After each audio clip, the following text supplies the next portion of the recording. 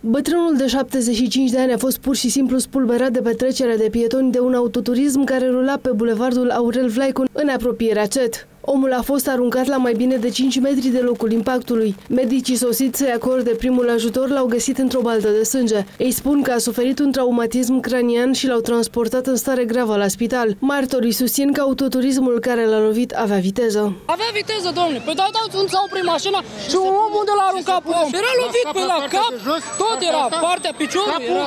Deși se afla pe a doua bandă de circulație, iar alte două mașini opriseră pentru a-i acorda prioritate pietonului, șoferul care l-a lovit spune că nu l-a văzut pe bătrân. Nu l-am văzut, șef. Nu l-ați apucat să-l vedeți? Nu l-am văzut. Aveați viteză dumneavoastră? Păi nu aveam 50 la oră. Ce stare e pietonul? L-a luat salvat. În urma măsurătorilor, polițiștii de la rutieră vor stabili și viteza cu care circulă autoturismul care a lovit pietonul. S-a produs un accident rutier soldat cu vătămare corporală gravă a unei persoane. Din primele cercetări se pare că accidentul s-a produs pe fondul neacordării priorității de trecere a pietonilor aflați în traversarea regulamentară a străzii. Conducătorul auto a fost testat cu aparatul etilotez, rezultatul fiind negativ. Șoferul se va alege cu dosar penal pentru vătămare corporală din culpă și va rămâne fără permisul de conducere până la finalizarea anchetei.